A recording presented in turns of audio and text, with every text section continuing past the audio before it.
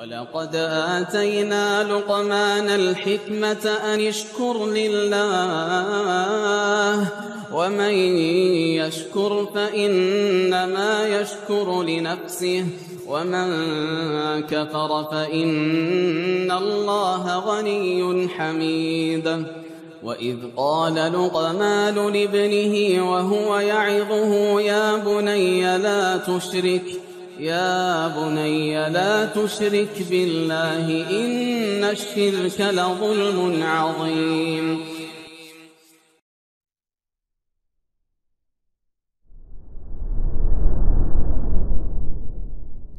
إن الحمد لله نحمده ونستعينه ونستغفره ونعوذ بالله من شرور أنفسنا وسيئات أعمالنا من يهده الله فلا مضل له ومن يضلل فلا هادي له أشهد أن لا إله إلا الله وحده لا شريك له وأشهد أن محمدا عبده ورسوله لا نبي بعده. قال الله تعالى في كتابه الكريم يا أيها الذين آمنوا اتقوا الله حق تقاته ولا تموتن إلا وأنتم مسلمون. وقال تعالى يا أيها الناس اتقوا ربكم الذي خلقكم من نفس واحدة وخلق منها زوجها وبث منهما رجالا كثيرا ونساء واتقوا الله الذي تساءلون به والأرحام إن الله كان عليكم رقيبا. فإن أصدق الحديث كتاب الله وخير الهدي هدي محمد صلى الله عليه وسلم وشر الأمور محدثاتها وكل محدثة بدعة وكل بدعة ضلالة وكل ضلالة في النار. أما بعد. Para ummahat sekalian dirahmati oleh Allah Azza wa Jalla, alhamdulillah kembali kita bertemu di majlis ini di kediaman Bu Cayahani hafizahullah, yang semoga Allah Subhanahu wa taala menjaga beliau dan keluarganya dari seluruh keburukan baik dunia maupun akhirat, dan membalas apa yang telah diupayakan oleh beliau dan keluarga untuk kebaikan diri kita dan juga kaum muslimin. Dan juga terima kasih atas jemaah para ummahat rahimakunallah atas kehadirannya, husnuzannya, kesediaannya untuk menyimak kajian ini, di mana diamanahkan kepada kami untuk menyampaikan risalah tentang menghadapi musibah atau sabar dalam menghadapi musibah, atau bisa juga kita judulkan dengan tema untukmu yang sedang diuji. Dan saya mengambil tema ini atau materi ini dari kitab Mushkilat Minal Hayat karya Syekh Sa'ad bin Nasir As-Sa'di hafizahullah, salah satu ulama besar Saudi Arabia yang sekarang beliau menjabat sebagai menteri ya di salah satu bidang. Di halaman 161 sampai akhirnya insyaallah akan saya rangkum insyaallah kalimat-kalimat beliau dan beserta sebagian dalil yang bermanfaat untuk diri kita.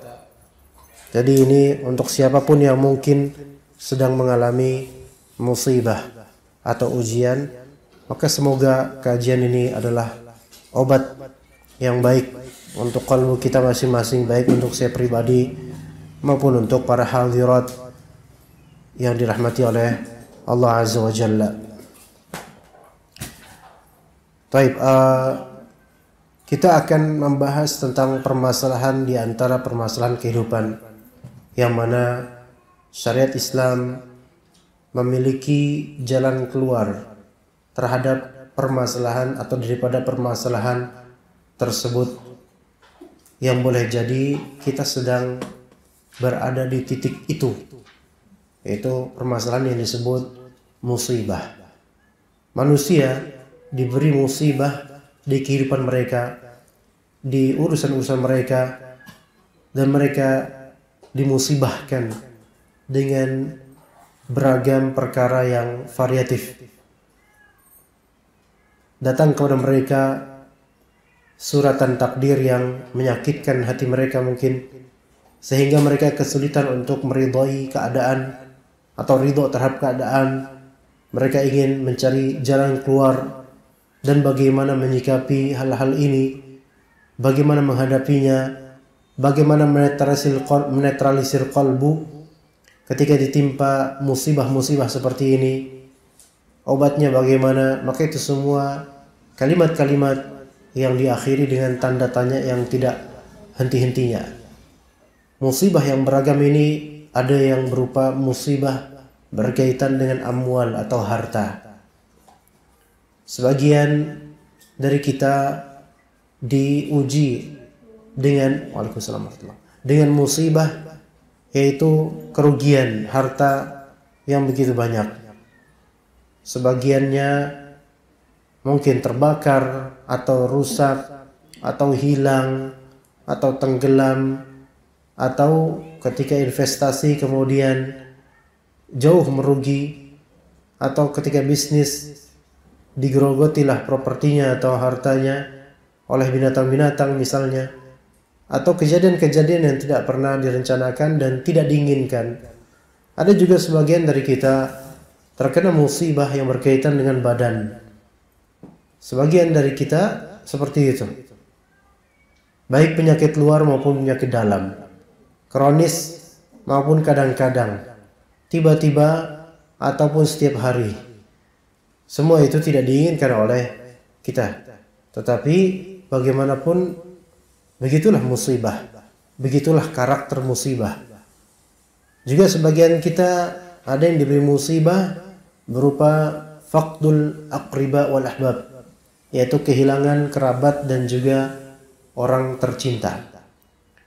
Ada yang suami meninggal di antara ummahat, mungkin ada yang anaknya meninggal, saudara kandungnya atau orang tuanya meninggal, baik disebabkan COVID atau lainnya.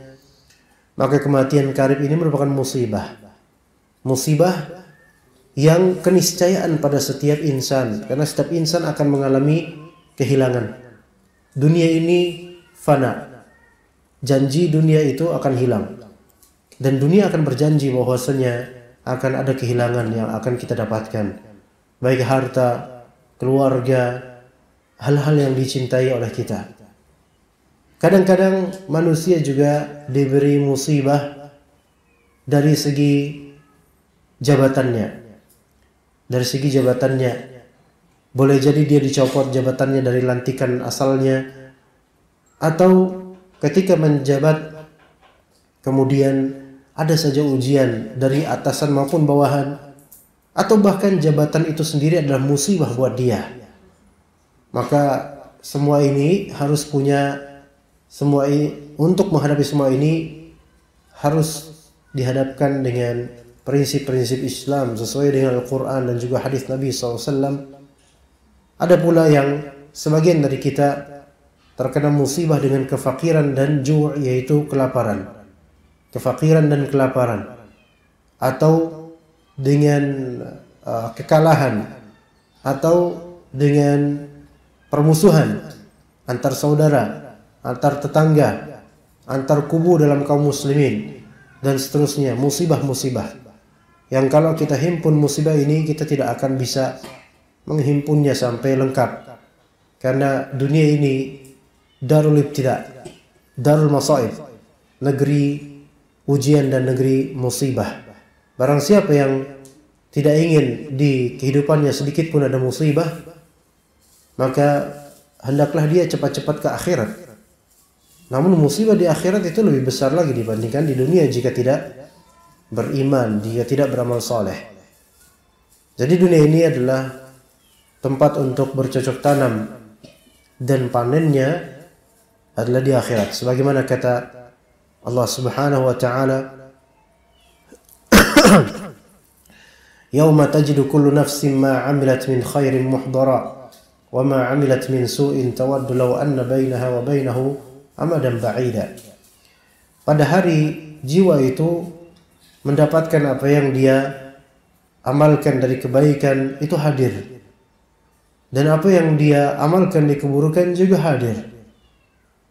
Yang mana ketika dia melihat amal-amal buruknya, tawaddu law anna bainaha wa bainahu amadan ba'ida, dia berharap agar dirinya dan amalan buruk tersebut itu ada jarak yang begitu jauh tempuhannya.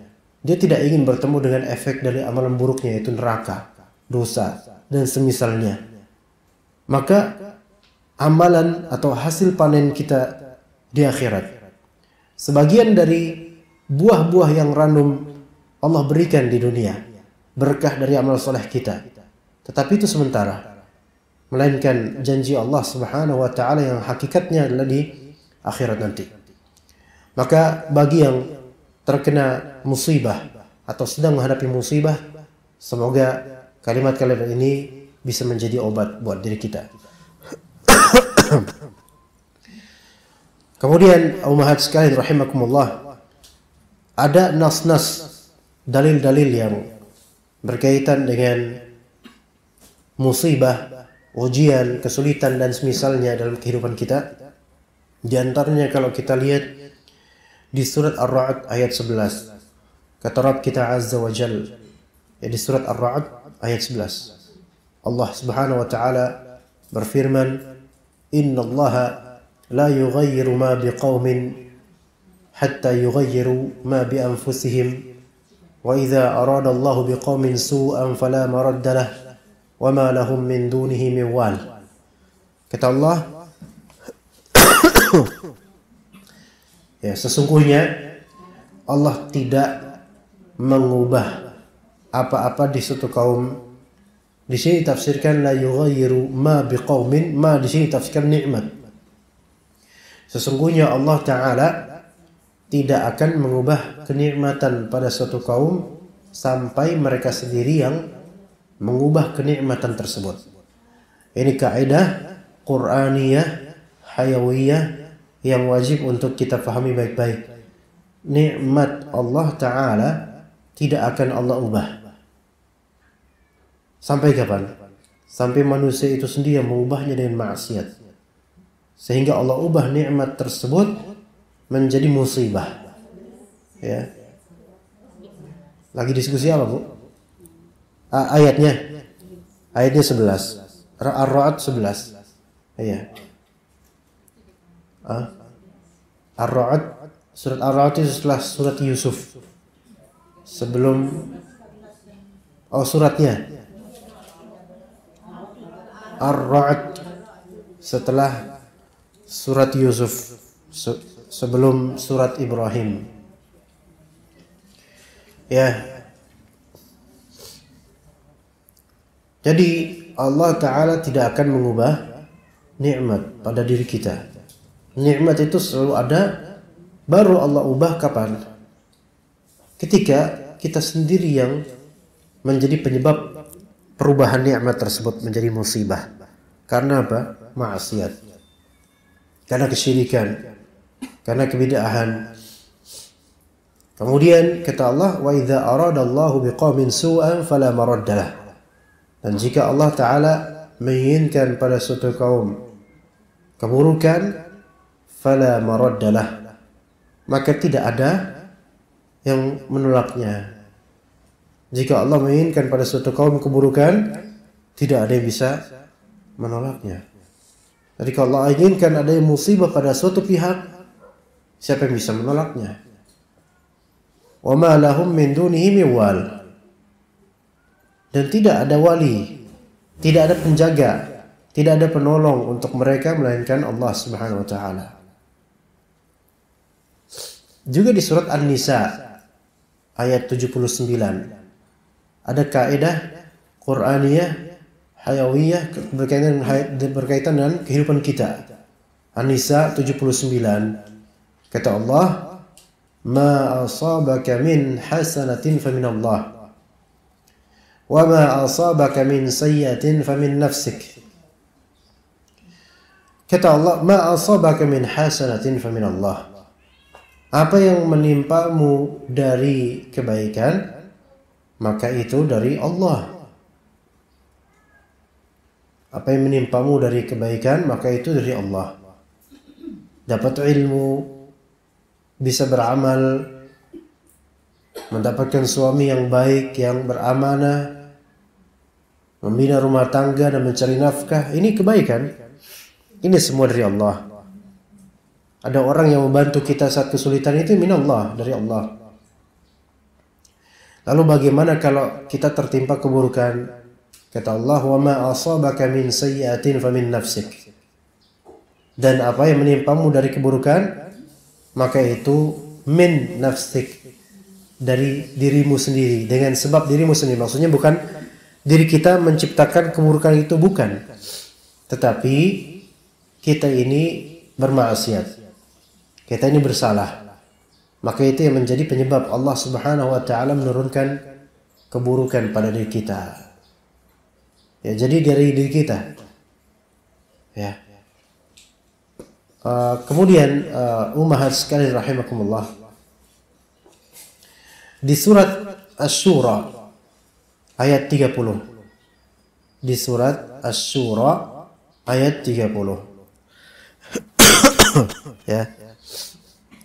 Kata Allah Subhanahu wa taala, "Wa ma asabakum min musibatin fabima kasabat aydikum wa ya'fu 'an katsir." Surat Asy-Syura ayat 30, Allah Subhanahu wa taala berfirman, "Wa ma asabakum min musibatin fabima kasabat aydikum wa ya'fu 'an katsir." Dan apa yang menimpa kalian dari musibah, apa yang menimpa kalian dari musibah, fabima kasabat aydikum, maka itu dengan sebab ulah tangan kalian. Wa ya'fu 'an katsir, dan Allah memaafkan banyak hal. Jadi musibah ini berarti penyebabnya adalah ulah tangan kita, dosa kita sendiri. Hanya bedanya ummahat sekalian, ini musibah ini sebenarnya bukan hanya untuk mukminin, tetapi untuk kafirin juga. Semua manusia akan mengalami musibah di dunia ini. Tetapi ada perbedaan. Ada perbedaan sikap. Bagaimana sikap mukminin dengan sikap kafirin. Kata Allah Subhanahu wa taala di surat An-Nisa ayat 104. "In takunu ta'lamuna fa innahum ya'lamuna kama ta'lamun wa tarjuna minallahi ma la yarjun." Ya, kata Allah di surat An-Nisa 104, "In takunu ta'lamuna fa innahum ya'lamun kama ta'lamun wa tarjuna minallahi ma la yarjun." Wahai kaum mukminin, kalau kalian itu ta'lamun, merasakan sakit, perih, pedih, fa innahum ya'lamuna kama ta'lamun, sesungguhnya mereka, orang-orang kafir, itu juga mengalami sakit yang sama sebagaimana kalian mengalaminya. Tapi bedanya, wa tarjuna minallahi ma la yarjun. Bedanya kalian itu berharap kepada Allah apa yang tidak mereka harapkan. Bismillah.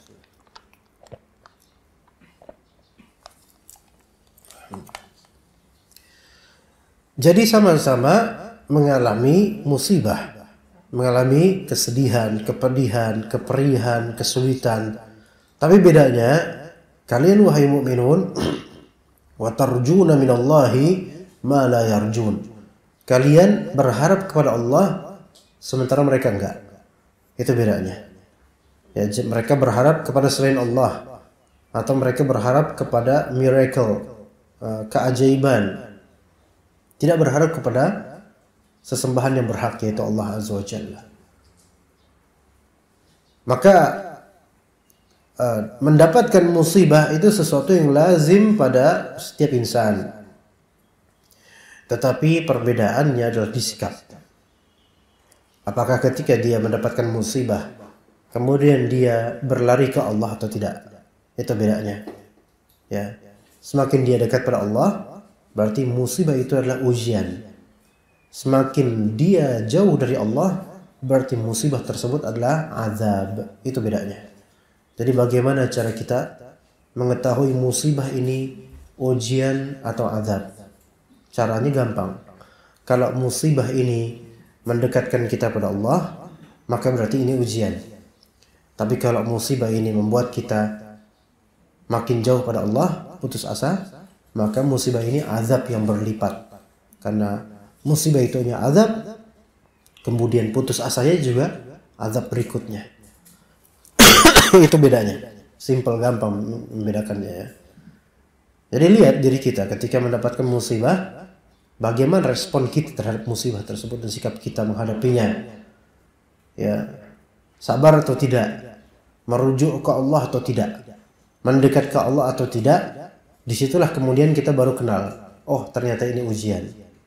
Sebagian dari manusia, walaupun muslim, ya, mengklaim bahwasanya oh ini cuma ujian dari Allah, padahal dia tidak sabar. Maka itu bukan ujian, itu azab buat dia.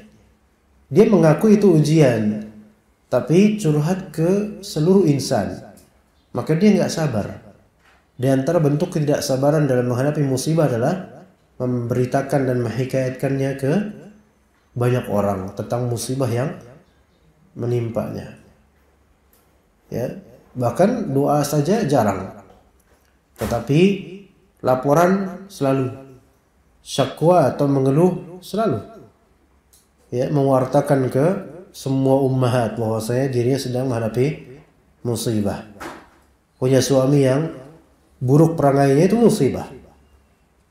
Kemudian dia ceritakan ke ummahat-ummahat teman-teman pengajian. Satu MT tahu semua bahwasanya suami fulan mutasyaddid, keras, ringan tangan tapi ringan mukulnya, bukan ringan memberinya. Ya. Kemudian kalimatnya kasar, semuanya tahu. Kok bisa pada tahu? Karena hikayatnya itu kemana-mana, diceritain ke semuanya. Maka ini nggak boleh mengklaim saya dapat ujian dari Allah berupa suami yang seperti ini. Enggak. Anda tidak sedang diuji, tidak. Anda sedang diazab. Loh kok gitu? Iya. Karena terlihat orang yang sedang diazab bedanya dengan orang yang sedang diuji. Orang yang sedang diuji, dia akan menahan diri untuk berkeluh kesah di hadapan insan karena dia memiliki Ar-Rahman. Tapi orang yang sedang diazab, dia putus asa, banyak cerita dan sedikit kepada Allah Ta'ala. Itu bedanya. Nah kemudian ummahat sekalian rahimakumullah, di sini Syekh Sa'ad Asy-Syafri rahimahullah hafizahullah, beliau menyebutkan, kita akan mempelajari setelah ini kira-kira 2 poin besar, dan di 2 poin besar itu nanti akan ada poin-poin berikutnya. Jadi 2 tema besar, dari 2 tema itu nanti ada poin-poin. Tema pertama yaitu asbabul masaib, sebab-sebab musibah itu apa aja. Tema yang kedua, subtema lah ya, subtema kedua yaitu cara menghadapi musibah atau manajemen musibah atau semisalnya. Silahkan dijudulkan masing-masing lah, enaknya gimana Bu ya. Ya, tapi nanti juga dapat kok insyaallah poinnya. Ya, sebab-sebab musibah. Ada beberapa sebab yang beliau sebutkan. 1. Sebab musibah yang pertama beliau sebutkan yaitu ibtila dan ikhtibar, yaitu ujian. 1 ujian, sebab musibah ujian. Sebab musibah adalah ujian. Ya. Sebab musibah adalah ujian. Tapi ketahuilah bahwa ujian itu biasanya untuk orang-orang yang berpendidikan. Maka orang-orang yang tidak terdidik, mereka itu tidak diuji. Mereka ditelantarkan. Ya. Kayak kita lihat, mohon maaf, orang yang sekolah dengan yang tidak mau sekolah. Maka ujian sekolah hanya akan terwujud pada anak-anak sekolah ini. Anak-anak yang tidak di sekolah, mereka diuji atau ditelantarkan? Ditelantarkan. Gak ada ujian buat mereka. Maka ibaratnya orang yang mau dibina oleh Allah Ta'ala, mereka akan diuji. Namun orang yang maunya liar, liberal, free, preman, tidak mau diatur agama, maka ditelantarkan. Gak ada ujian buat mereka. Maka nanti kalau datang preman dengan gaya mohawk, terus dia alirannya punk, percing di mana-mana, merchandise-nya masya Allah, kemudian wah masya Allah tatonya di mana-mana, sakit gigi dia. Kemudian dia bilang kepada ibu, Bu, saya sedang diuji sakit gigi. Ibu bilang kepada dia, kamu sholat nggak? Enggak, saya enggak sholat. Kamu zakat gak? Apalagi zakat, sholat aja enggak. Puasa enggak? Udah berapa tahun enggak puasa? Ya, enggak mau dibina dan dididik oleh Allah, tapi ketika sakit gigi dibilang lagi kena ujian. Enggak, ini bukan ujian, ini azab. Dan ini azab dunia sebelum azab akhirat gitu kalau enggak sholat. Iya, jadi jangan mengklaim dirinya sedang menghadapi Eptanas padahal dia enggak pernah sekolah. Eptanas zaman dulu ya, tapi kalau ibu-ibu mungkin dulu sekolah rakyat mungkin ya. Yang veteran ya.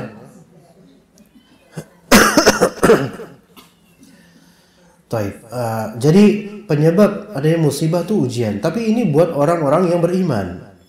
Allah Ta'ala berfirman di surat Al-Mulk ayat kedua, khalaqal mauta wal hayata liyabluwakum ayyukum ahsanu amala. Dialah Allah Ta'ala alladzi khalaqal mauta. Dialah Allah Ta'ala yang menciptakan kematian dan kehidupan. Liyabluwakum, untuk menguji kalian. Siapa dia, wahai kaum mukminin, siapa di antara kalian yang paling baik amalnya? Gitu. Jadi siapa dia, kan amalan baik itu kan berderajat, tapi yang paling baik nih siapa nih? Gitu. Ya, sebagaimana orang menghadapi musibah ujian ini, banyak orang yang bersikap baik, tapi beda-beda levelnya. Ada yang sebatas sabar, udah baik tuh. Ada yang ridho, lebih baik lagi, padahal dia uji, ridho dengan ujian itu. Ada yang sampai level bersyukur, dia bersyukur dan mengetahui hikmah dari ujian musibah ini. Itu level paling tinggi itu, bersyukur dengan musibah. Ya. Kemudian Nabi Sulaiman alaihissalam, beliau diberikan oleh Allah Ta'ala kerajaan yang tidak pernah ada sebelumnya semisal itu, dan tidak akan pernah ada lagi yang semisal itu. Kerajaan yang mewah megah dengan pasukan-pasukan dari kalangan manusia dan juga jin. Maka itu keutamaan yang tidak ada pada nabi manapun, lebih-lebih orang biasa. Maka beliau mengatakan, ini semua kenikmatan, kata beliau, liyabluwani aashkuru am akfur. Ini semua adalah bala, ujian buat saya. Apa saya bersyukur atau saya kufur. Begitu. Jadi sebab pertama adanya ujian, dan ini kita harus husnuzan pada Allah, yaitu Allah hendak menguji kita. Itu satu. Ya, tapi ini baru ketahuan bahwa saya musibah ini ujian kalau kita apa? Sabar. Kalau kita tidak sabar, putus asa, suudzon pada Allah, maka ini bukan ujian berarti musibah ini, tapi azab. Ya, tapi azab. Kemudian yang kedua, sebab terjadi musibah, yaitu maksiat. Simpelnya maksiat. Ya, sebagaimana tadi kita sebutkan di surat Asy-Syura ayat ke-30. Ya, surat Asy-Syura ayat 30, wa ma asabakum min musibatin fabima kasabat aydikum, yaitu tidaklah ada musibah, tidaklah ada yang menimpa kalian dari musibah, ya, melainkan itu dari apa? Dari ulah tangan, dengan sebab ulah tangan kalian. Juga sebenarnya maksiat ini banyak di bumi ini, sangat banyak maksiat. Bahkan kebanyakan manusia bermaksiat, jika tidak kita katakan seluruhnya. Sekiranya semua maksiat itu langsung Allah Ta'ala balas dengan musibah, maka nggak bakal ada yang tersisa dari makhluk Allah di bumi ini. Maka kata Allah di surat Fatir ayat 45, walau yu'akhidullahu an-nasa bima kasabu ma taraka ala dhahriha min dabbah. Seandainya Allah Subhanahu wa Ta'ala menghukum langsung manusia dengan seluruh kejelekan mereka, amalan jelek mereka, ya, kalau Allah Ta'ala hukum langsung seluruh manusia dengan amalan jelek mereka, maka tidak akan Allah Ta'ala tinggalkan di bumi ini satu makhluk hidup pun yang masih berjalan. Artinya semua bakal kena azab, saking jeleknya efek dari dosa. Tapi Allah Ta'ala wa ya'fu an katsir dalam ayat lain. Allah Ta'ala memaafkan banyak dosa, tidak langsung mengazabnya. Yang kadang-kadang Allah Subhanahu wa Ta'ala tangguhkan sampai hari akhir. Jadi maksiat itu merupakan sebab musibah. Ini juga harus jadi tinjauan kalau kita dapat musibah. Ini kayaknya gara-gara maksiat saya. Gitu, jangan langsung nyalain orang. Kebiasaan kita tuh nyalain orang, apalagi laki-laki ya. Kadang perempuan juga gitu ya. Atau manusia lah, laki atau perempuan. Ya, kadang nyalain orang, nggak introspeksi diri, nggak. Kemalingan langsung nyalahin satpam lah, nyalahin security lah, nyalahin suami lah, nyalahin istri lah. Nggak ada yang disalahin, cari lagi siapa yang bisa disalahin. Yang penting bukan saya. Ya. Dan seterusnya. Padahal itu kan pencurian itu takdir Allah. Nggak mungkin Allah Ta'ala zalimi hambanya, melainkan Allah Maha Adil. Pasti ada kesalahan, pasti ada dosa. Ya seperti itu. Kemudian yang ketiga, maaf sekali.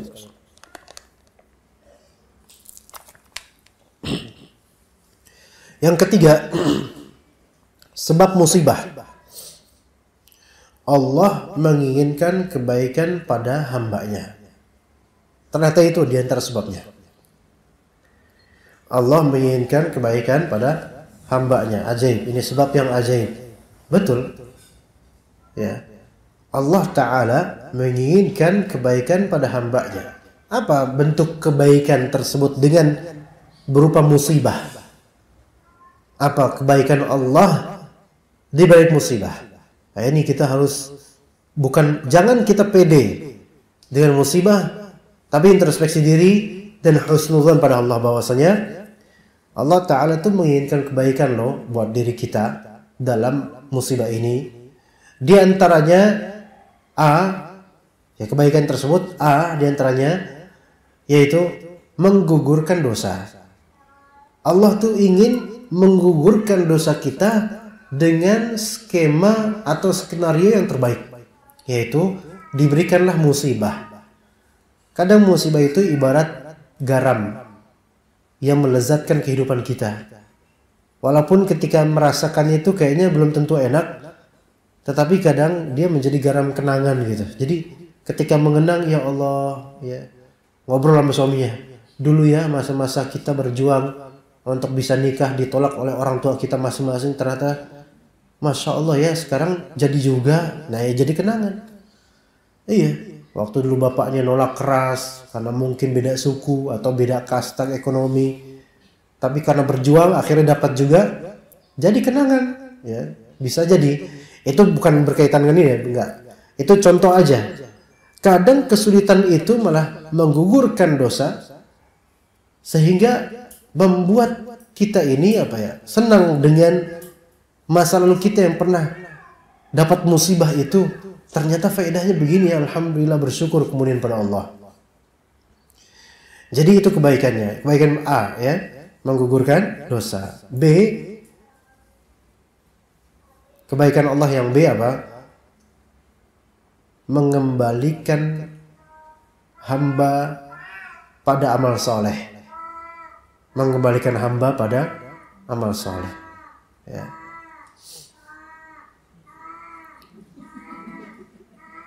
Kita lagi zikir pagi petang, subhanallah bihamdi 100 kali.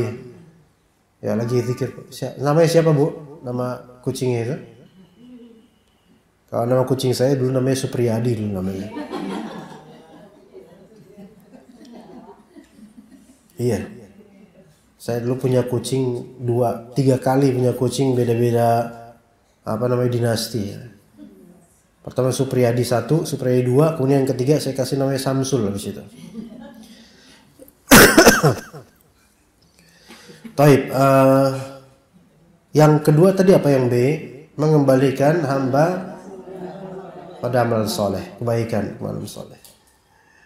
Itu terlihat ya, Allah menginginkan kebaikan pada hambanya dengan menurunkan musibah padanya.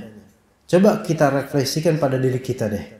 Ketika kita dapat musibah, kira-kira kita sabar apa enggak? Kalau kita sabar, itu dosa-dosa lampau berguguran, Masya Allah, tanpa kita sadari.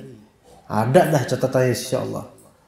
Dan B, kalau kita sabar, pasti terbit keinginan untuk dekat ke Allah. Makanya sebagian dari ummahat, mereka tuh punya suami yang luar biasa. Maksud luar biasa di sini bukan istimewa, melainkan suami yang qaddarallahu ma syafa'ala. Suami yang merupakan musibah buat kehidupannya. Suami yang keras, buruk perangainya, tidak menafkahi misalnya. Maka kesedihannya itu dibanting dengan banyak-banyak ke majelis ilmu. Ini sebagian ummahat ada seperti itu. Ya, agar tidak kebawa dengan suasana kekeluargaan yang berantakan misalnya. Maka dibawalah ke majelis ilmu, bertemulah dengan teman-teman solehah. Ya, ini apa? Berarti Allah Ta'ala menggiring ibu-ibu ini yang tadinya mungkin kalau dia hidupnya lapang, dia akan sombong dengan brand-brand yang dibawanya. Tapi kemudian Allah Ta'ala giring dia menuju yang jauh lebih baik daripada itu, yaitu majlis ta'lim. Dengan cara apa? Dikasih musibah. Dikasih musibah. Ya, maka ini kebaikan dari Allah. Ya, ini kebaikan dari Allah. Begitu mahal sekalian. Ya, kemudian sekiranya ya kita atau seorang mukmin tahu bahwasanya kalau dia dapat musibah, dia sabar dan kembali ke amal soleh, itu berarti Allah pengen dikebaikan. Itu harusnya dia apa? Ridha dengan musibah tersebut, bahkan bersyukur karena Allah menyelamatkannya dari tipu daya dunia, karena kemudahan duniawi itu yang dikhawatirkan oleh Rasulullah SAW terhadap umatnya. Yang paling aku takutkan kepada kalian adalah ketika dunia ini dimudahkan, yaitu ketika zaharatul dunia, yaitu bunga-bunga dunia ini terhampar untuk kalian. Fatatanafasuha kama tanafasuha, yaitu kalian akan berlomba-lomba mengejar dunia sebagaimana orang-orang Yahudi Nasara melakukan itu. Akhirnya hancur gara-gara itu. Tapi coba kalau dapat musibah, kita tertahan untuk mengejar dunia. Sabar. Kemudian husnuzan pada Allah. Kembali ke amal soleh. Husnuzan akan jalan kepada Allah, akan jalan keluar. Itu Masya Allah, malah justru harus disyukuri. Harus disyukuri. Dan itu yang menimpa juga para nabi, mereka bersabar, terhapus dosa mereka, dan juga mereka terbimbing oleh Allah Subhanahu wa taala menuju kebaikan, segala kebaikan. Kata Nabi SAW, asyaddun nasi bala'an al-anbiya, thumma al-amthal fal-amthal. Sekeras-keras bala yang menimpa atau sesulit-sulit manusia yang terkena bala adalah para nabi, sebesar-besar ujian para nabi, kemudian semisalnya dan semisalnya. Artinya hadis ini mengajarkan bahwasanya ketika orang mau ke agama, dia akan makin diuji. Tapi dia punya pegangan. Ya, beda dengan orang yang ke agama, dia kena azab terus aja dan dia nggak berpegang pada apapun selain egoisnya dan juga kesombongannya. Kemudian kata Nabi SAW dalam Sahih Bukhari, sebutkan dalam Sahih Bukhari, man yuridillahu bihi khaira yusib minhu. Siapa yang Allah Ta'ala inginkan kepadanya kebaikan, maka Allah berikan dia musibah. Ya, siapa yang Allah Ta'ala inginkan padanya kebaikan, maka Allah berikan dia musibah, dan musibah tersebut menimpa orang mukmin malah justru mempertajam keimanannya, meninggikan keimanannya, dan mempererat hubungan dia kepada Allah, membuat dia yang dulunya bukan orang yang bertawakal, maka setelah musibah dia terasah untuk bertawakal pada Allah. Maka kenikmatan apa lagi yang harus dikejar oleh orang-orang yang terkena musibah seperti ini? Bukankah justru ini rezeki yang jauh melampaui dengan segala rezeki dunia? Ya, karena siapa yang bertawakal kepada Allah, maka Allah akan mencukupinya, mencukupi dia. Maka alhamdulillah, ini kebaikan. Ya, kemudian yang keempat, ya, betul Bu? Yang keempat. Hah? Ya udah, yang bilang ketiga boleh keluar, yang bilang keempat boleh di sini. Hah? Bukan. Kok C? Ya udah, kita bubar aja lah begini. 3 apa 4 ini? Keempat, Bu. Kalau 3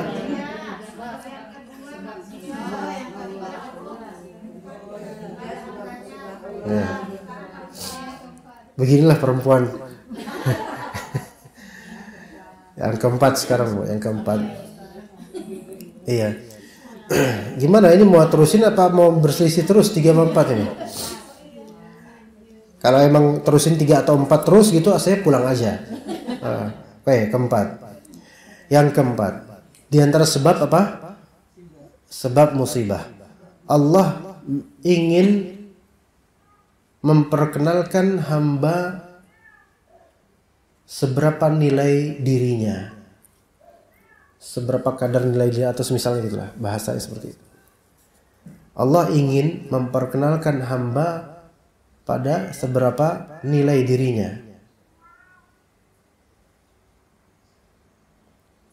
Jadi kita perlu kenalan pada diri kita sebagai hamba, dan kita perlu mengenal nilai kita tuh seberapa.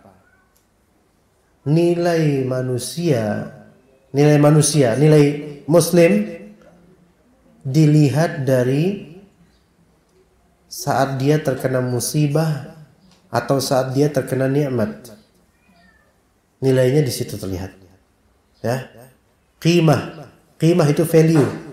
Value itu nilai, kadar kebaikan muslim itu, ya. Kadar kebaikan muslim itu terlihat di 3 kondisi. Ketika dapat musibah, ketika dapat nikmat, dan ketika bermaksiat. Nilainya ada 3. Ketika dapat musibah, nilainya dilihat dari seberapa sabar. Ya, ketika terkena musibah, nilai hamba ini terlihat di mana? Di seberapa sabar dia. Gitu. Value-nya, qimahnya terlihat di seberapa sabar dia. Ketika dia dapat nikmat, maka value-nya dia terlihat di seberapa syukur dia. Ya. Ketika sedang dapat nikmat, maka value-nya terlihat di seberapa syukur dia. Dan kemudian ketika dia bermaksiat, value-nya dia dilihat di apa? Seberapa istighfar dan taubatnya dia. Begitu. Ya. Di situ value-nya seorang muslim, qimahnya dilihat dari saat dia terkena musibah, atau saat dia mendapat nikmat, atau saat dia bermaksiat. Ya. Saat dia mendapat musibah, maka dia terlihat value-nya dia. Ya, value itu kan kalau kurang buat dievaluasi. Kalau ternyata kurang sabar, oh berarti qimah dia dan value dia masih kurang, pontennya masih kurang. Jadi sebab musibah diantaranya adalah Allah ingin memperkenalkan kepada Anda dengan musibah ini seberapa kadar nilai Anda di sisi Allah. Gitu. Ya. Jadi begitu sebenarnya Allah Ta'ala sedang menguji dan memberitakan kepada Anda. Kamu tuh seperti ini nilainya. Sebegini rendahnya atau sebegini tingginya tergantung dengan bagaimana sikap menghadapi musibah. Ya, jadi tahu kadar dirinya seberapa gitu. Itu Allah ingin menunjukkan apa? Value seseorang dengan musibah. Ya. Kemudian di antara sebab musibah 5, yaitu Allah ingin memperkenalkan kepada hamba akan kemahamampuannya. Allah ingin memperkenalkan kepada hamba akan kemahamampuannya. Saya nggak tahu itu ada nggak di KBBI kemahamampuan itu. Saya bikin sendiri ya.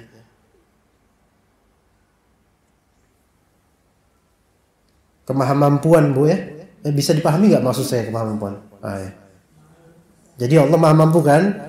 Maka kemahamampuan Allah itu ingin Allah perkenalkan kepada kita. Bahwasanya Allah tuh maha mampu untuk memberikan musibah ini sehingga kita itu terlihat apa? Lemah gitu loh. Jadi Allah menginginkan menunjukkan kepada kita, aku itu maha mampu, kamu itu lemah. Gitu loh. Ya. Maha kuasa gitu loh, kemahakuasaan Allah. Itu diantara sebab-sebab musibah. Ya, jadi ketika kita dapat musibah, bahkan sampai mungkin cuma sakit gigi saja musibahnya. Ya musibah sakit, saya ini musibah. Ya Muhammad ya. Itu tuh Allah Ta'ala maha mampu, padahal cuma gigi doang loh. Mohon maaf, cuma bolong kecil saja. Mungkin. Tapi ngilunya luar biasa. Misalnya. Kata mereka apa lebih baik sakit gigi daripada sakit hati. Itu belum pernah ngerasain kalau liver atau ini udah kena belum tahu dia. Dia nggak bakal ngomong gitu kalau udah kena livernya dia. Iya. Beda lagi ya. Atau maksud dia sakit hati perasaan ya. Banyak orang gara-gara sakit hati bunuh diri, belum tahu dia kalau sakit hati itu sakit jantung secara maknawi itu berat juga itu. Bahkan justru rata-rata penghuni neraka itu mereka yang memiliki apa? Penyakit di hati mereka. Fi qulubihim marad. Ya kan? Gitu, ada penyakit di hati mereka. Jadi sakit hati enggak? Mendingan sakit gigi apa sakit hati, Bu? Ya udah lanjut aja lah kalau gitu. Iya. Saya kasih pilihan A, B, pilihnya yang E ya. 6, langsung 6 aja, Bu. Musibah ini sebabnya adalah Allah ingin memberitakan manusia kadar kenikmatan darinya. Ingin memberitakan kepada manusia kadar kenikmatan darinya. Ya. Kadar kenikmatan darinya. Coba aja pikirkan ketika kita terkena musibah, pasti ada kenikmatan yang tercabut dari musibah itu. Minimal kenikmatan ketentraman hati. Minimal. Ya, mesti ada.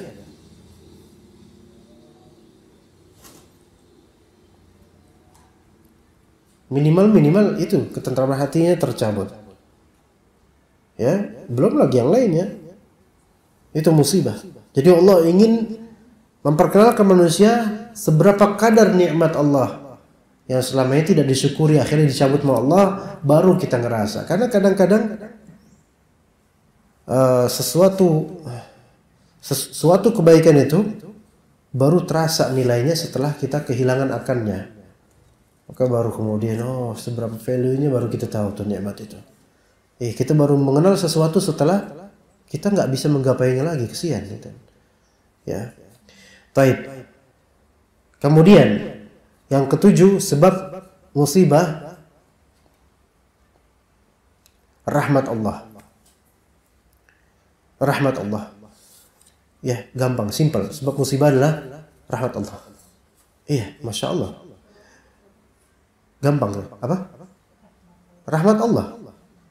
Rahmatnya Allah, kasih sayang Allah. Sebabnya musibah adalah kasih sayang Allah. Masya Allah gitu. Lihat dari 1, 2, 3, 4, 5, 6, 7. Ya umat sekalian. 1, 2, 3, 4, 5, 6, 7. Semuanya sebab positif. Ya. Semuanya sebab positif. Ya Bu ya. Itu kalau 7-7-nya Ibu catat. Kemudian suatu ketika menghadapi musibah, baca lagi kembali dan mungkin rekaman kajian mungkin dilihat lagi, itu bisa sabar dah insyaallah. 7-7 positif. Nggak ada yang negatif, nggak ada yang memperkeruh suasana, nggak ada. Mungkin paling agak mendekati negatif mungkin nomor 2 kali ya. Yaitu maksiat sebabnya. Tapi kalau seseorang terkena musibah, kemudian dia muhasabah ingat maksiatnya dan istighfar, itu malah memperlunak hati, nggak mengeraskan. Jadi 7 ini kalau dibaca ulang nanti pas kena musibah atau sekarang, itu malah kita makin seneng. Oh ternyata ini musibah ini malah Allah sayang sama saya gitu loh. Allah nggak nyuekin saya, nggak menelantarkan saya, malah senang, malah bahagia dengan musibah. Maksudnya bahagia di sini bukan alhamdulillah saya dapat musibah, situ enggak, saya dapat musibah dong, enggak gitu. Tapi maksudnya dia merasa Allah Ta'ala tuh dekat sama dia, atau dia mendekatkan diri pada Allah Ta'ala. Begitu Mahat sekalian. Ya. Baik. Lanjut atau enggak kajiannya Mahat? Lanjut ya. Ini poin besar yang kedua atau tema kedua.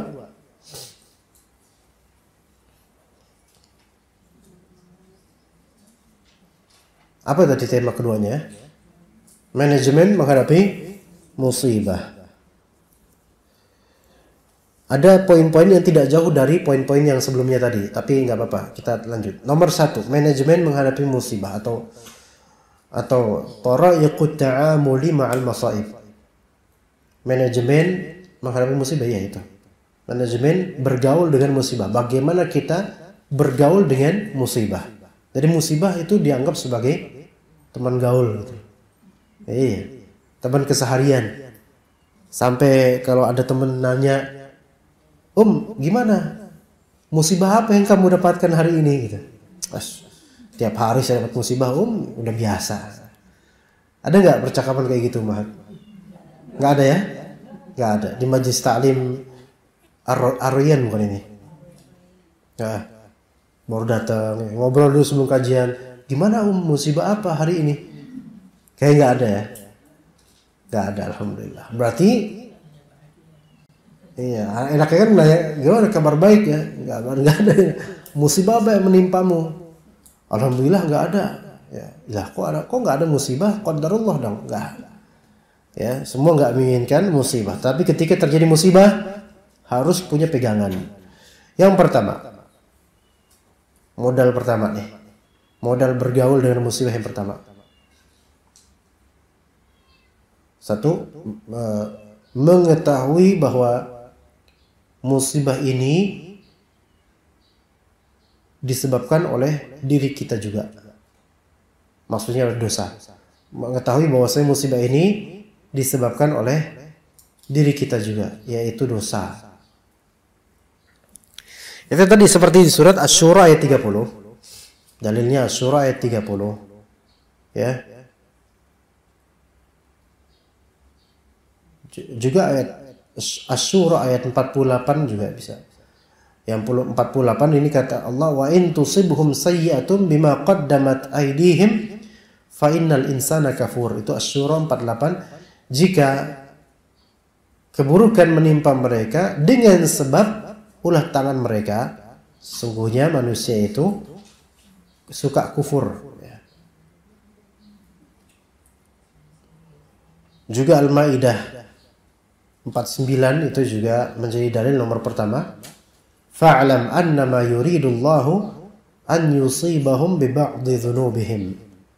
Ketahuilah bahwa Allah Ta'ala menginginkan untuk memberikan mereka musibah dengan sebab sebagian dosa mereka.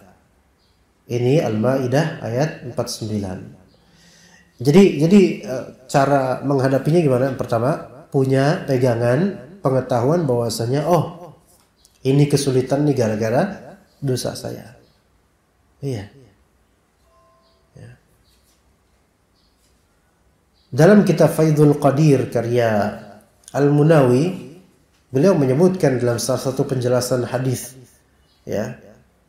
Kemudian beliau menyebutkan perkataan Al-Imam Al-Muzani. Al-Imam Muzani itu muridnya Imam Syafi'i.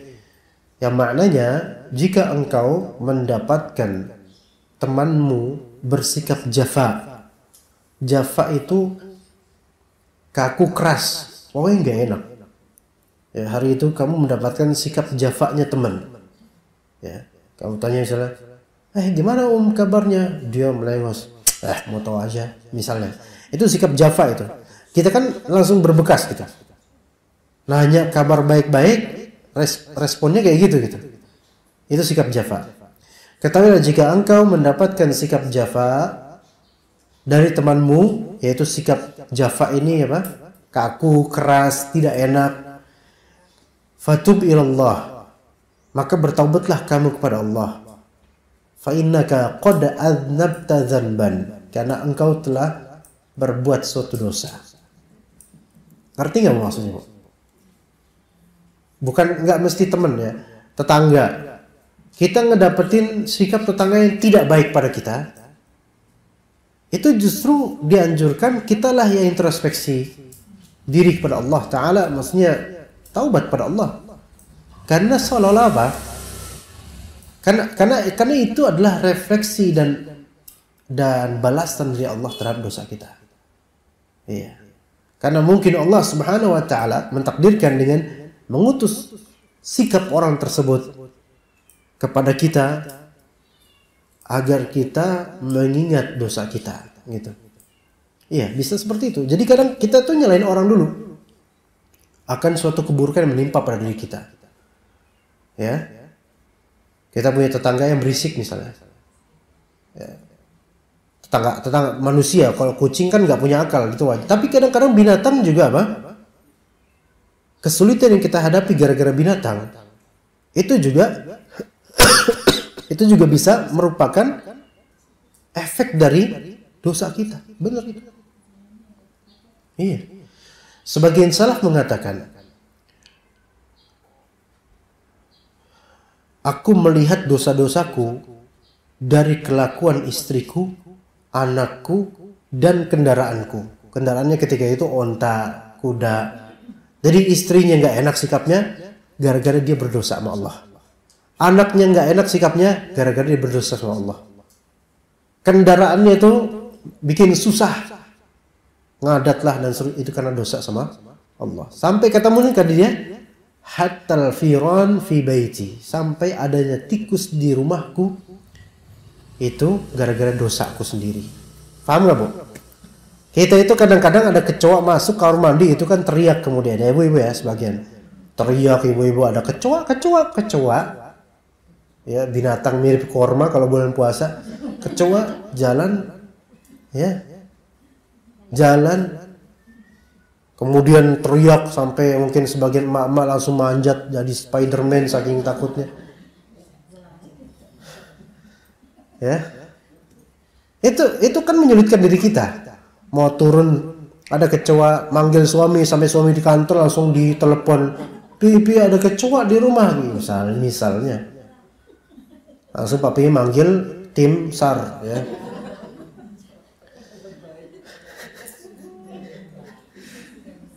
Kesulitan ini walaupun masuknya kecoa gara-gara dosa. Apa yang lebih besar daripada itu dan lebih berbahaya itu tikus. Dosa, gara-gara dosa.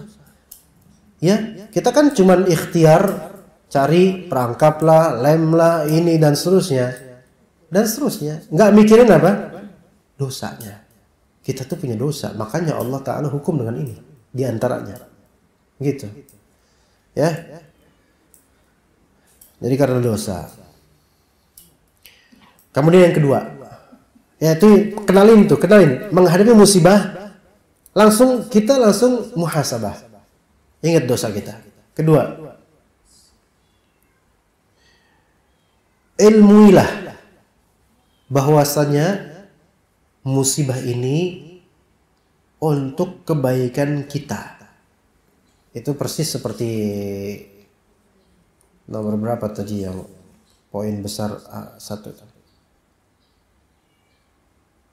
Nomor 3 ya, nomor 3 di yang tadi mirip. Yang nomor pertama juga mirip dengan nomor 2. Ilmuilah bahwasanya musibah ini untuk kebaikan kita. Ya. Kesulitan-kesulitan ini itu untuk kebaikan kita. Yakin deh. Husnudzon deh pada Allah. Di antara musibah juga musibah hati, ada musibah hati. Perasaan yang berkecamuk, menginginkan sesuatu yang tak kesampaian. atau mendapatkan sesuatu yang tidak kita inginkan, itu kadang-kadang musibah buat kita. Jadi kepikiran, naik motor, pandangan mata kosong. Ada satpam disapa, kita lewat aja, nggak ngeh kalau lagi disapa. Saking beratnya musibah menimpa kolbu seseorang.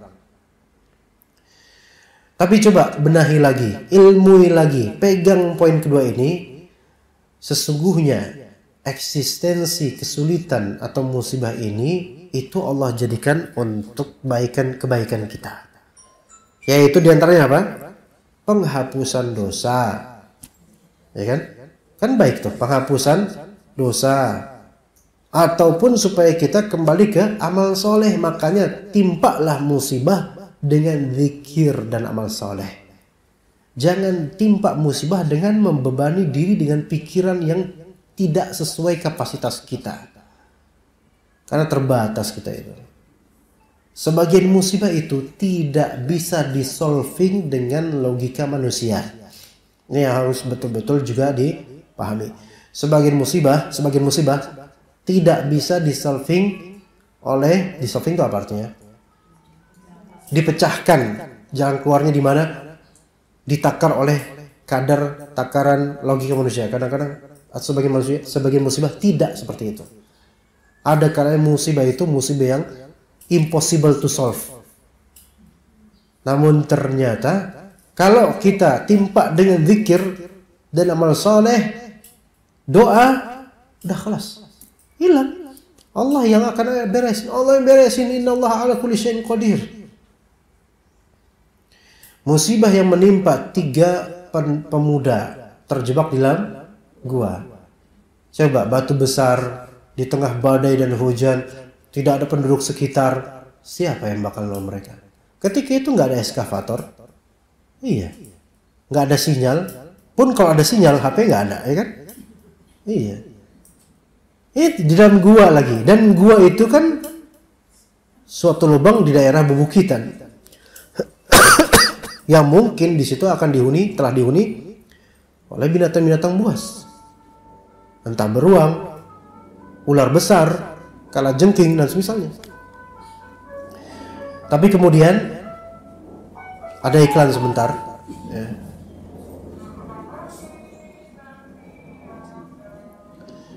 Itu udah hafal saya.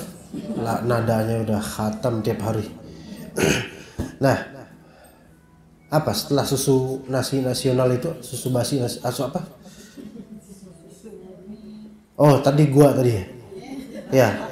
Akhirnya kemudian mereka bertiga bertadarru dan bersimpuh di depan Allah Ta'ala, minta sama Allah. Logika itu nggak bakal masuk tuh, umat sekalian. Nggak bakal masuk untuk mensolving batu-batu itu. Dari dalam nggak mungkin didorong, dan luar nggak mungkin diambil.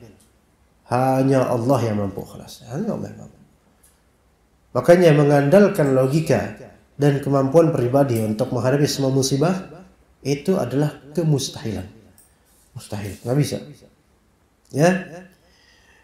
Jadi ketahuilah bahwasanya musibah ini ilmui, dalami benar-benar. Ketika dapat musibah ini untuk menggugurkan dosa dan supaya kita itu tawakal, dekat sama Allah. Itu ilmui banget tuh. Insya Allah bisa sabar. Ya. Baik untuk hal yang menimpa hati kita, menginginkan sesuatu yang tak kesampaian, atau terberikan kepada kita sesuatu yang kita khawatirkan. Ya. Yang ketiga, di antara manajemen untuk menghadapi musibah, bersimpuh di hadapan Allah dan ceritakan segala keinginan padanya. Bersimpuh di hadapan Allah dan ceritakanlah segala keinginan padanya. Keinginan ini hajat, ya. Bersimpuhlah di hadapan Allah dan ceritakan aja. Tapi jangan terlalu panjang, ya, singkat aja. Jangan terlalu detail. Allah tuh Maha tahu kok. Kalau nggak bisa cerita, udah, ya Allah, Engkau lebih tahu tentang diriku. Nah, Engkau lebih tahu tentang keinginanku, ya Allah. Saya minta, ya Allah, tolong jawablah keinginan saya. Gitu. Ya, daripada cerita panjang, Ya Allah, pada suatu hari ada, lah ini mau ngarang buku ini. Ya cukup simple aja, ya Allah. Ya Allah, fulan telah menzalimi saya dan saya tidak terima, ya Allah, berikanlah ini, dan seterusnya. Kalimat simple. Allah Maha tahu. Ya. Ingatlah bahwasanya kita itu mencurahkan perasaan kepada Allah bukan karena Allah belum tahu sehingga kita kabarin ke Allah, bukan. Tapi karena kita butuh sama Allah. Itu. Bukan karena kita pengen memberitahu Allah sehingga Allah tidak, karena Allah tidak tahu. Enggak, Allah Maha tahu. Ya. Jadi bersimpulah di hadapan Allah dan hamparkan kebutuhan kita di hadapan Allah. Ceritakan kebutuhan kita kepada Allah Ta'ala. Ya. Itu di antara manajemennya, di antara sikapnya. Kemudian yang keempat tentunya sabar.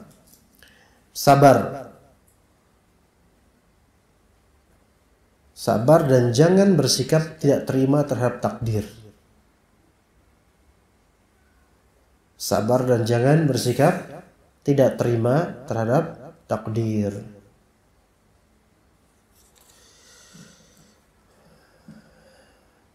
Apa artinya sabar dalam menghadapi takdir yang buruk? Yaitu sabar yang dimaksud di sini adalah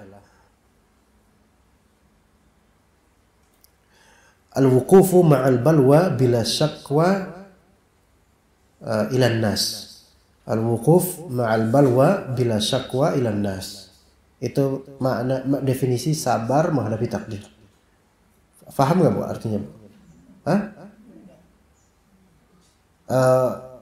Diterjemahin atau nggak Bu?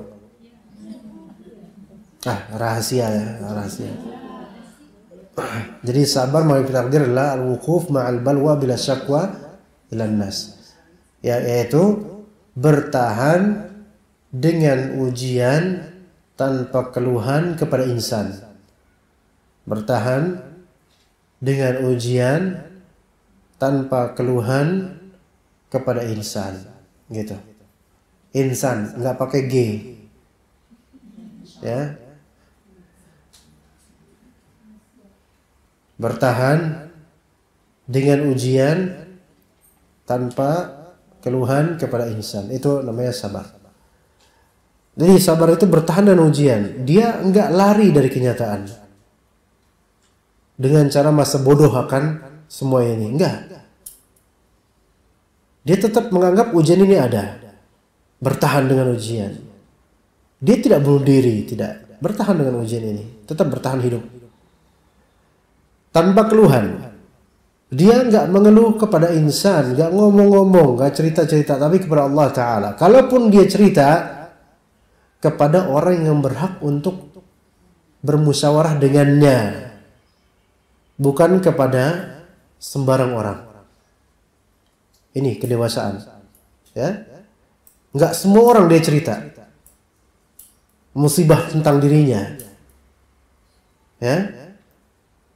Maksudnya musibah pribadinya, musibah yang tidak layak diceritakan di media sosial, jangan. Karena itu tidak solving problem, kecuali untuk hal-hal yang memang mungkin media sosial bisa membantunya. Kayak misalnya, tolong dong rumah sakit yang termurah di ini apa ini? Ya Bekasi. Iya, maksudnya Pondok Hijau. Rumah sakit yang termurah di Pondok Hijau yang mana gitu?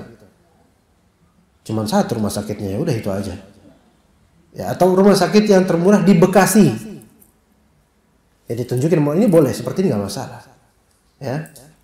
Tapi kalau ditambah, tolong dong bapak saya ini lagi sulit ini uang nggak ada. Ya udah, ini cerita ini uang nggak ada, kemudian gimana ya cara rumah sakit termurah mana ya? Sekaligus ya siapa ya kira-kira orang baik zaman sekarang yang membantu saya? Nah ini mah minta-minta jadinya. Iya. Ketahuilah umat sekalian, kalau kita minta-minta sama insan, makin lama makin membuat insan itu nggak suka sama kita. Tapi kalau kita tidak minta-minta, Allah yang akan menerbitkan di kalbu orang yang dermawan dan pengertian untuk memberinya, insya Allah. Akan ada insya Allah hamba Allah yang baik buat dia, insya Allah, ya. Tapi minta-minta dari pribadi ya. Adapun kalau buka donasi untuk teman itu nggak masalah, insya Allah nggak masalah. Kan bukan minta-minta untuk pribadi kalau buka donasi kan? Ya kan ya Pak ya? Kayak misalnya Majelis Taklim ini Bu Cahaya ini misalnya beliau ada di antara ummahat yang mungkin lagi diuji sama Allah, kekurangan ini kekurangan itu, lalu ayo buka donasi tanpa sepengetahuan dia misalnya, itu nggak masalah insya Allah. Ya, bahkan itu merupakan ta'awun 'alal birri wat taqwa. Ini kayaknya nggak ada sesi tanya jawab Bu ya, karena udah jam segini ini. Baik, kemudian berikutnya apa? Ihtisabul ajr. Cari pahala di musibah ini. Niatkan cari pahala di musibah ini. Ya. Karena momentum musibah adalah momentum bazar pahala. Anggap gitu. Bazar pahala. Iya. Ya sebenarnya bazar pahala itu ya di bulan Ramadan, ya itu ya. Di waktu-waktu tertentu. Tapi pas lagi musibah, itu anggaplah seperti dalam momentum bazar pahala. Pas banget ini kita banyak pahala nih kalau udah dapat musibah. Kemudian sikap berikutnya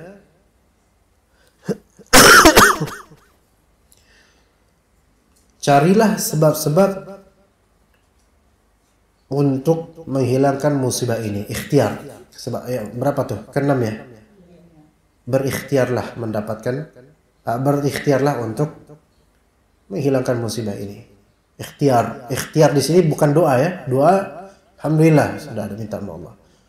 Ikhtiar dengan cara perbuatan. Ya. Berbuatlah apa yang bisa menghilangkan musibah ini. Kasusnya beda-beda kan. Kemudian yang ketujuh, perbanyak istighfar.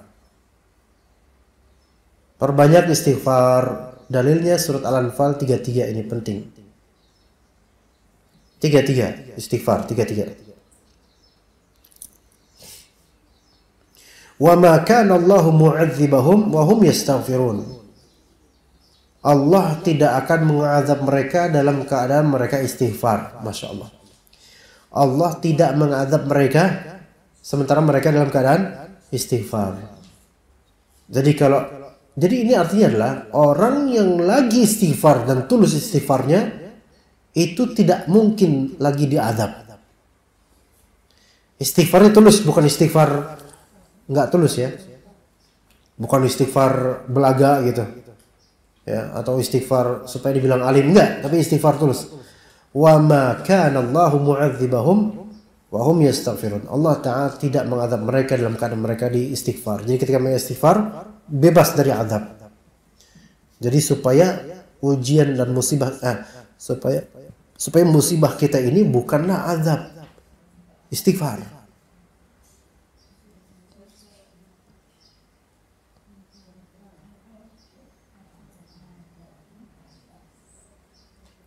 Delapan.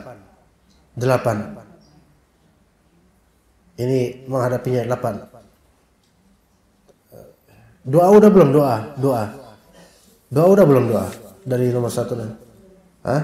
Ya. Berdoalah dan yakinlah dijawab oleh Allah. Berdoalah dan yakinlah dijawab oleh Allah Ta'ala. Ya. Berdoalah dan yakinlah dijawab oleh Allah Ta'ala. Jadi di sini juga perlu diperhatikan doa itu ibarat mengayuh sepeda. Semakin dikayuh, semakin dekat tujuan, ya enggak? Betul nggak, Bu? Iya. Memang kadang ada keletihan tersendiri ya. Tapi nikmati aja. Orang tuh kalau naik sepeda dengan naik motor kan gampang. Naik sepeda itu udah capek-capek berpeluh, makin lama makin deket kan. Ketika udah deket ini, itu kan kita makin mengayuh, pengen deket. Nah itu doa seperti itu. Suatu ketika di masa-masa doa itu, kita akan merasakan jawaban dari Allah ini mulai dekat, mulai kerasa, mulai dekat. Ketika itu jangan putus. Makin kenceng doanya, ya Allah cepetin, ya Allah cepetin. Ya. Itu bahagia banget tuh. seperti mendapatkan ketenangan. Jadi berdoalah dan yakinlah jawaban Allah Ta'ala. Bahkan yakinlah jawaban Allah itu dekat. Makin lama makin dekat. Ibarat naik sepeda. Semakin mengayuh, semakin dekat tujuan. Maka doa semakin dipanjatkan, semakin dekat dengan jawaban. Ya, wallahu alam. Untuk materi kita sampai situ, mudah-mudahan yang sedikit ini bermanfaat. Sallallahu ala nabiyina Muhammad wa ala alihi washabihi ajmain. Ada pertanyaan atau tidak ibu-ibu? Nggak ada ya? Oh ya, silakan. Waalaikumsalam warahmatullahi wabarakatuh. Kasus apa? Hah?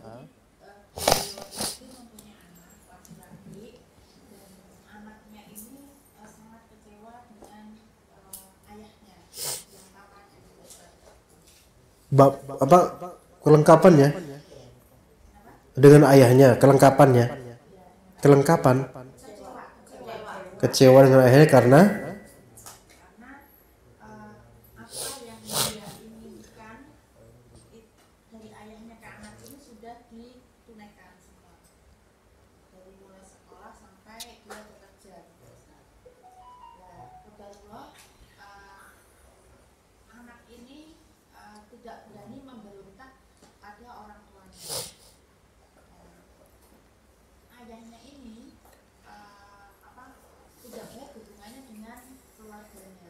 keluarga di sini orang tuanya doang atau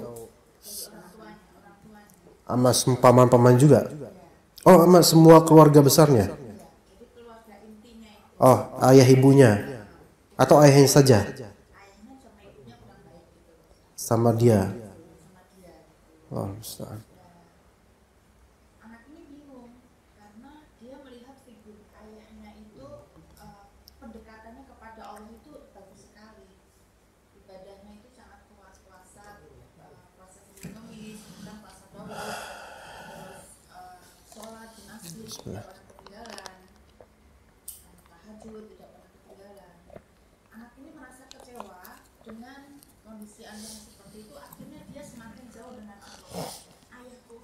Dia nih siapa yang semakin jauh sama Allah? Anak ini.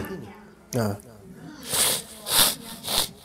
Jadi di orang tuanya ini dia semakin dekat dengan Allah, tapi dia hubungannya dengan keluarga tidak baik dan dia tidak bisa memberi nafkah ke keluarganya itu. Nah, bagaimana anak ini? Saya sampai bingung untuk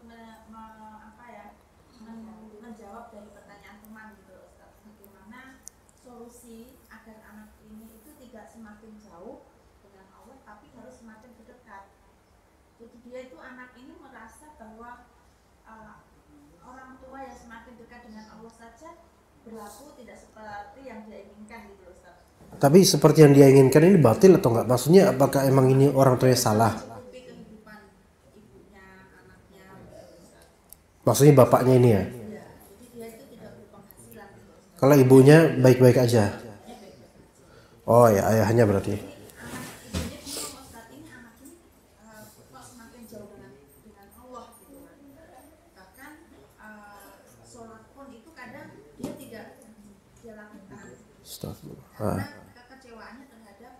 Terus ayahnya gimana di sini ayahnya? Kondisi ayahnya dengan anak tidak ada komunikasi, Ustaz. Ya. Baik. Ini dijawab nggak, Bu? Dijawab.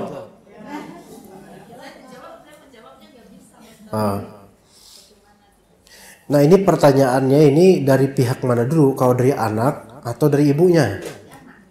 Anak yang bilang itu, oke. Oh, ibunya yang ngobrol ke ibu. Tapi anaknya ini bakal tahu nggak jawaban ini? Apa?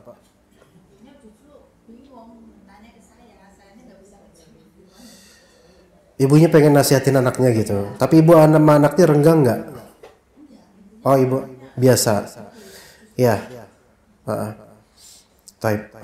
Qadarullah. Jadi ayahnya ini rajin ibadah, hablum minallahi bagus gitu ya. Tapi hablum minan nas dari segi kekeluargaan kurang. Dari segi tidak mencari nafkah. Oke. perlakuan anak tersebut atau tingkah anak tersebut satu sisi maklum, di sisi lain tidak maklum. Maklum dari segi psikologis dan tidak maklum dari segi syariat. Dari segi psikologis maklum karena dia tidak mendapatkan figur yang baik yang bisa mencontohkan dengan sempurna atau mendekati sempurna. Dari segi syar'i anak ini jelas durhaka, bahkan mendekati kekufuran, baik kufur nikmat maupun kufur kepada Islam karena meninggalkan sholat kadang-kadang menuju kufur ya. Tetap anak ini tidak bisa dikatakan benar, ya. Tetap anak ini bersalah. Nah, tapi anak ini harus benar-benar dideketin sama ibunya, selalu dekat sama ibunya, dan kalau bisa dekat dengan orang yang juga punya pengalaman persis dengan anak ini. Nah, di sini ini penyebab kesalahan pertamanya adalah bapaknya memang. Perlu diketahui bahwasanya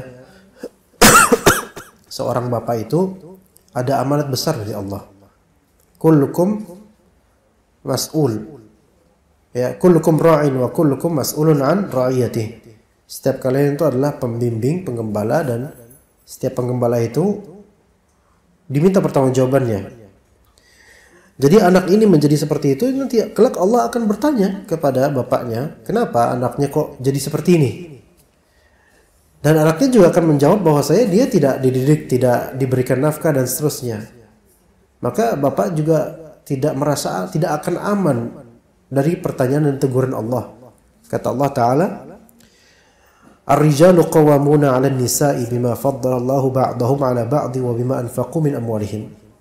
Laki-laki itu qawwam, yaitu pemimpin, mengurusi di atas perempuan, istrinya, dengan sebab apa? Kelebihan yang Allah berikan pada laki-laki berupa kekuatan akal, pikiran, dan juga tenaga. Dan kelebihan dari segi wa bima anfaqu min amwalihim, infak, harta. Ketika infak ini tidak hadir, maka siapa sekarang yang salah? Bapaknya. Efeknya adalah anak-anak yang kemudian melihat bapaknya durhaka pada keluarga. Tidak menafkahi anak istri itu adalah kedurhakaan. Ya. Tidak menafkahi anak istri adalah kedurhakaan seorang bapak atau suami. Jadi durhaka itu bukan cuma anak kepada orang tua, tapi ke orang tua ke anak. Durhakai diantaranya adalah tidak mau menafkahi, dan itu dosa yang besar. Itu dosa yang besar dan akan ditagih di akhirat. Dan efeknya juga merusak keluarga juga. Apalagi kalau anaknya ini nggak soleh. Kalau anaknya soleh, masih beruntung itu bapak, mungkin masih didoain. Tapi kalau anaknya udah nggak soleh, pagi seperti ini, itu sulit. Apalagi sudah tua, kemudian orang tuanya dan tidak mau berubah. Makanya di sini yang perlu diperhatikan, kalau misalnya ibu-ibu nanti mencari pasangan buat putrinya misalnya, cari laki-laki yang memang ya sebenarnya bapaknya mestinya mencarikan ya. Carilah laki-laki atau pasangan laki-laki untuk putrinya yang bisa terlihat mungkin akhlaknya baik, agamanya bagus, tapi juga dia punya keinginan untuk menafkahi. Karena tidak menafkahi keluarga itu efeknya sangat buruk ke depannya. Terbengkalai, dan ini banyak terjadi. Bahkan sampai level ustadz. Sebagian dari ustadz terlalu tawakal pada Allah, terlalu tawakal. Tapi tawakal yang di luar koridor. Ini bukan tawakal yang benar. Karena tawakal yang benar dicontohkan oleh Nabi SAW, yaitu kalian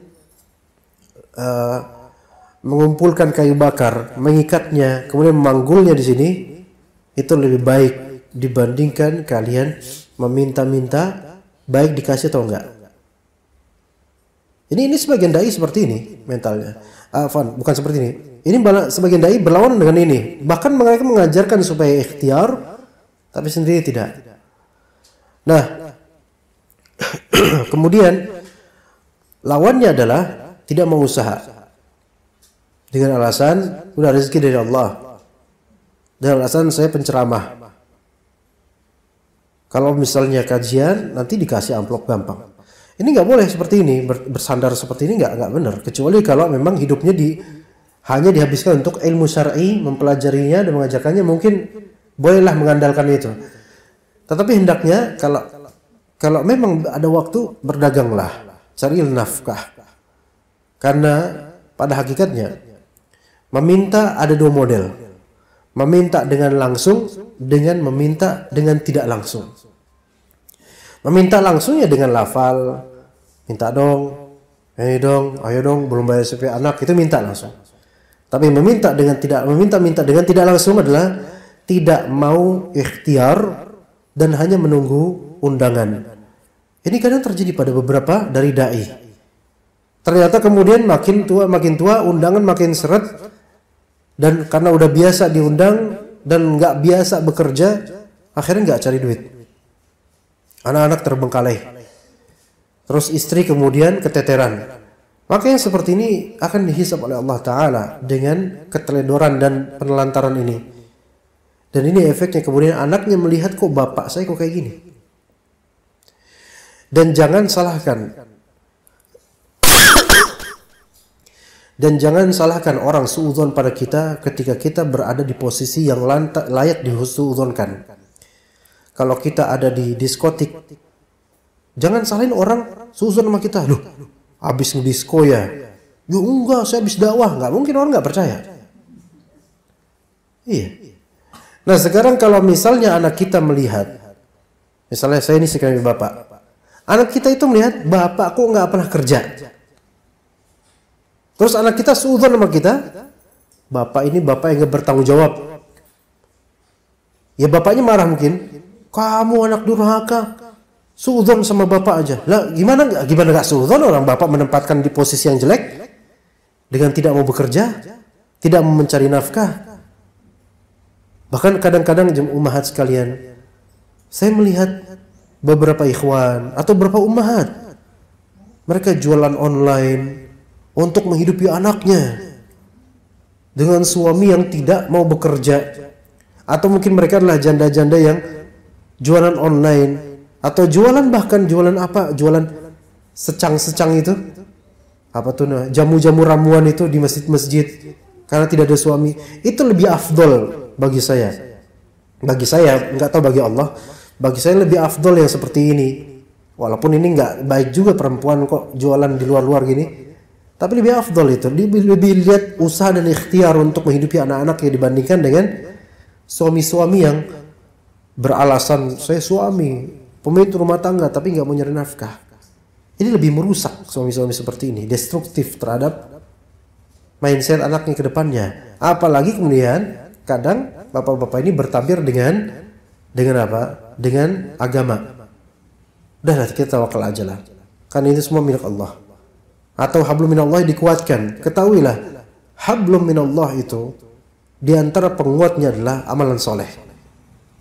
Bukan semata-mata duduk mendekam zikir. Ya, amalan soleh itu hablum minallah juga. Maka di antara amalan soleh yang terbaik adalah nafkah, mencari nafkah.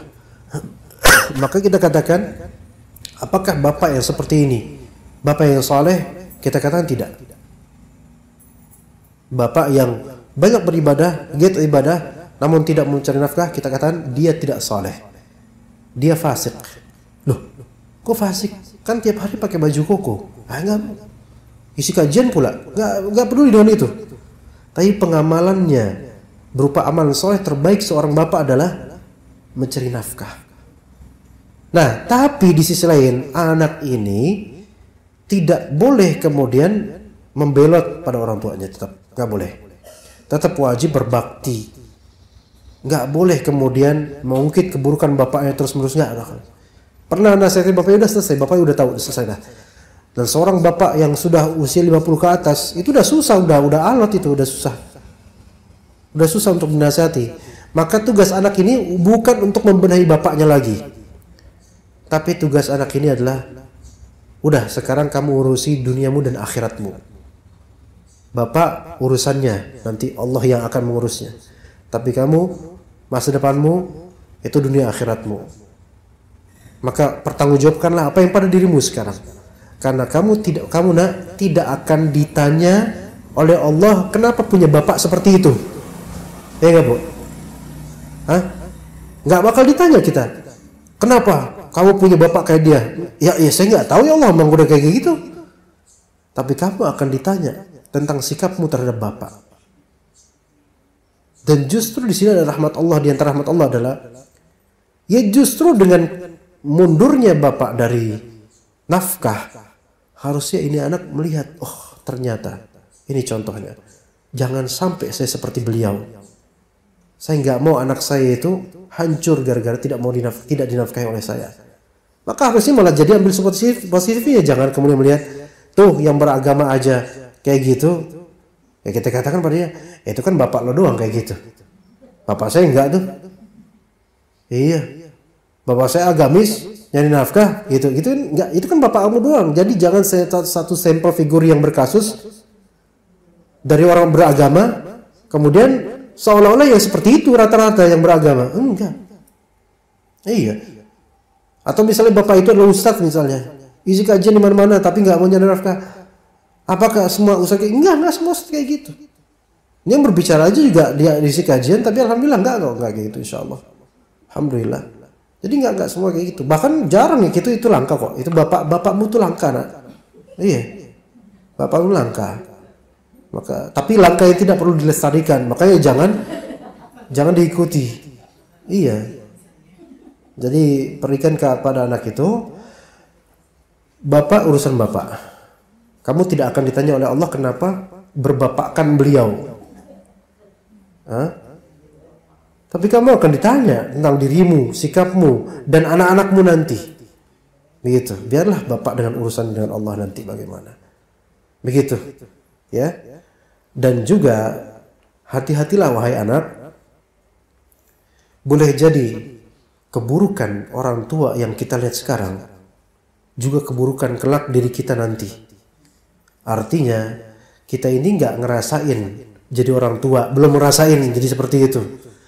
Baru kita tahu nanti ketika ngerasain jadi orang tua, baru ingat, oh ternyata bapak saya dulu kayak gini, ternyata saya kayak gini juga, Pak Mali kayak gini kan.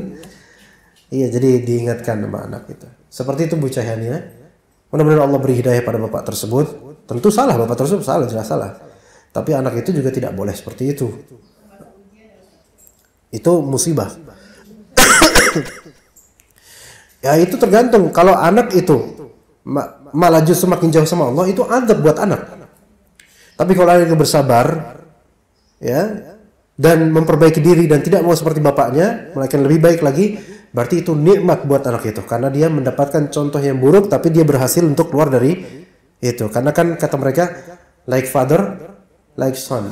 Iya.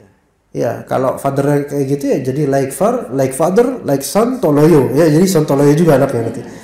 Jadi jangan, mudah-mudahan enggak seperti. Mudah-mudahan anaknya beri hidayah juga insyaallah. Ibunya harus selalu mendekatinya. Jangan ibunya jauh darinya. Karena dia enggak punya pegangan lagi dari orang tua. Penting itu orang tuanya. Saya pikir sampai sini aja Bu kali ya. Cukup sampai sini. Jazakumullahu khairan. Ya wa sallallahu ala nabiyina Muhammad wa ala alihi wa sahbihi ajma'in. Subhanakallahumma wa bihamdika asyhadu an la ilaha illa anta astaghfiruka wa atubu ilaik. Wassalamualaikum warahmatullahi wabarakatuh.